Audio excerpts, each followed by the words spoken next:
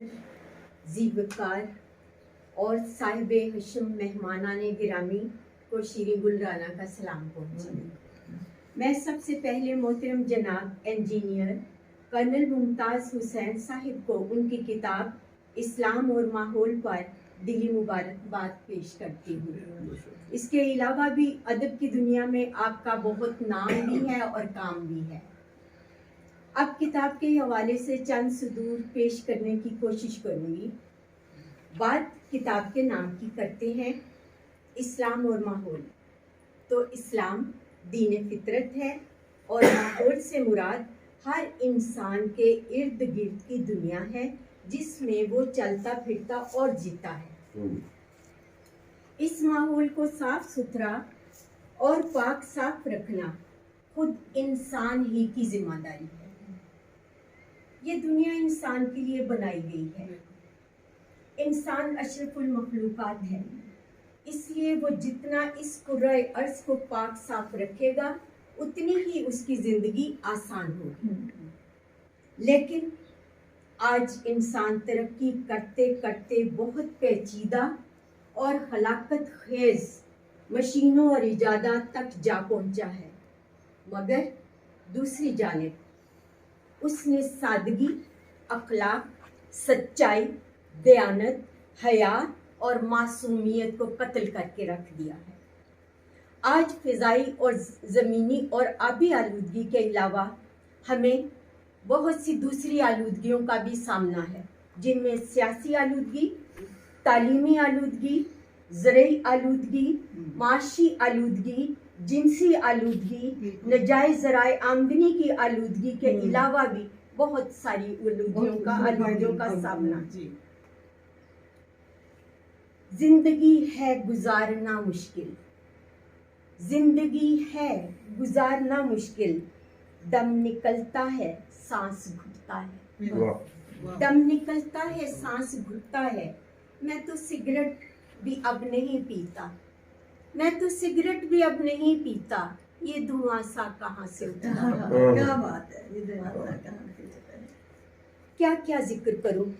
افسوس اللہ نے ہمیں اچھائی، برائی اور نیک و بد کے بارے میں قرآن میں بتا دیا، پھر اپنے رسول صلی اللہ علیہ وآلہ وسلم کی حیات طیبہ سے ہر چیز واضح کر دی۔ آپ فرماتے ہیں الطہور نصف الایمان، طہارت نصف ایمان ہے، النظافۃ نصف الایمان، پاکیزگی نصف ایمان ہے، پاکیزہ ذہنیت، پاکیزہ خیالات اور پاکیزہ ماحول ہی طہارت کے دائرے میں آتے ہیں۔ آج لاہور کا موسٹ پولیوٹڈ سٹی ہے۔ گاڑیوں، کارخانوں اور فیکٹریوں کے شور کے دھوئیں کے ساتھ ساتھ شور اتنا ہو گیا ہے کہ پاکستان کا ہر دوسرا شخص انڈر ڈپریشن اور ہر چوتھا شخص ڈائبٹک پیشنٹ ہے۔ ظاہر ہے جب سکون نہ گھر میں ہو اور نہ باہر تو وہ جیے گا کیسے؟ مسائل بڑھ رہے ہیں، عمریں گھٹ رہی ہیں، غم بڑھ رہے ہیں اور خوشیاں کم ہوتی جا رہی ہیں۔ صورتحال کچھ اس طرح ہے، شام تک شام سی ہی رہتی ہے، شام تک شام سی ہی رہتی ہے، صبح آتی ہے پر نہیں آتی، صبح آتی ہے پر نہیں آتی، بڑھ گیا شہر میں دھواں اتنا، کوئی صورت نظر نہیں آتی، کوئی صورت نظر نہیں آتی۔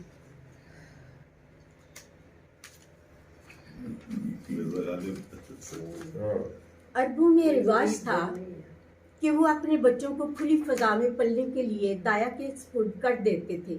آپ صلی اللہ علیہ وآلہ وسلم بھی حلیمہ سعدیہ کی گود میں کافی عرصہ رہے، مگر اب ڈبے کا دودھ ہے اور 3.5 سال کی عمر میں بچہ بستوں کے بوجھ اور آلودہ ماحول کے ہتھے چڑھ جاتا ہے۔ ہاں، درخت کسی قدر فضا کو صاف کر دیتے ہیں، مگر وہ کٹوا کر آبادیاں بنا دی جاتی ہیں۔ چونے، گارے، ملبے کی گرد فضا کی آلودگی میں جہاں اضافہ کرتی ہے، वही कारकुनों की सेहत भी तबाह हो रही है। दरख्तों के बारे में आप सल्लल्लाहु अलैहि वसल्लम का इरशाद गिरामी है, अगर तुम्हें पता चले कि अगले लम्हे क़यामत आ रही है और तुम दरख्त लगा रहे हो तो दरख्त लगाने से मत रुकना। दरख्तों के किरदार पर कुछ अल्फाज पेशे खिदमत हैं। जलाना जिस्म अपना धूप की तपती अंगीठी में, जलाना जिस्म अपना धूप की तपती अंगीठी में, मगर फर्शे ज़मीं पर छाँव की चादर फैला देना, मगर फर्शे ज़मीं पर छाँव की चादर फैला देना। दरख्तों से कोई सीखे सबक हुस्ने मुरव्वत का, दरख्तों से कोई सीखे सबक हुस्ने मुरव्वत का, फिजा का जहर पी लेना मगर तरियाक लौटाना, फिजा का जहर पी लेना मगर तरियाक लौटाना। बहुत शुक्रिया, आपने मुझे सुना, मोहब्बत से, तवज्जो से और बात करने का मौका दिया। आपने करीम साहब मुझे बुलाया, बहुत नवाजिश। हाज़रीन का बहुत शुक्रिया। अब मैं दूसरे शुरका को भी अपने ज़रीर ख्यालात का इजहार करने की दावत दूँगी। बहुत शुक्रिया।